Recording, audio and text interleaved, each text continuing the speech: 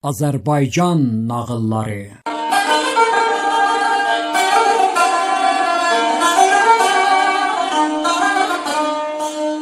Deyirlər bir qoca ilə gənc yol yoldaş olur. Cavan deyir ki, əmi, gəl yola nərdivan ataq. Qoca bir şey başa düşmür. Onlar biçilməmiş bir zəmiyə çatırlar.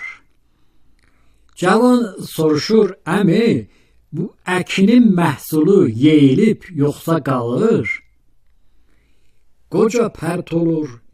Necə yəni? Biçilməmiş məhsul necə yeyilir? Biraz getdikdən sonra görürlər ki, qarşıdan bir dəstə adam cənazə gətirir. Oğlan deyir, əmi, görəsən tabutdakı ölüdür, yoxsa diri? Qoca deyir, ay cavan, sənin sualların məni bezdirdi. Bunlar gəlib məqsədə çatırlar. Kişi evinə gedir, onun bir ağıllı qızı var idi. Qoca gördüklərini qızına danışır. Qız deyir, ata, o oğlan böyük ağlı sahibidir.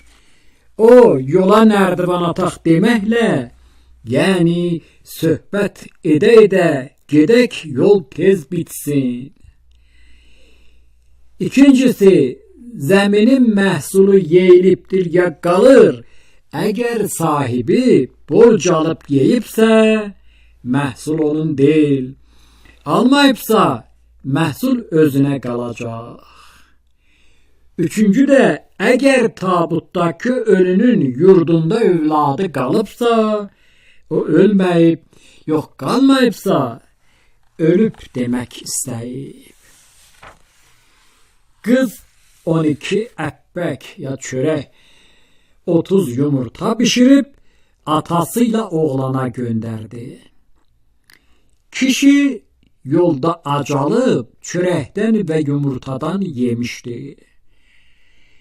Oğlan açıb gördü ki, bağlamada 11 çörək, 27 yumurta var.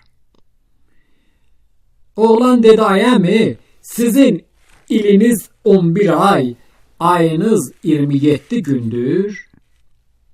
Kişi matı-məttəl qalıb, oğlanın dediklərindən bir şey başa düşməyərək geri dönür, baş verənləri olduğu kimi qızına danışır.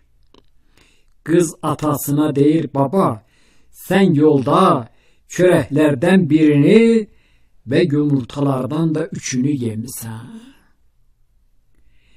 Qız oğlanı çağıtdırıb tanış oldu. Ağılları üst-üstə düşdüyündən bir-birlərini sevdilər və evləndilər.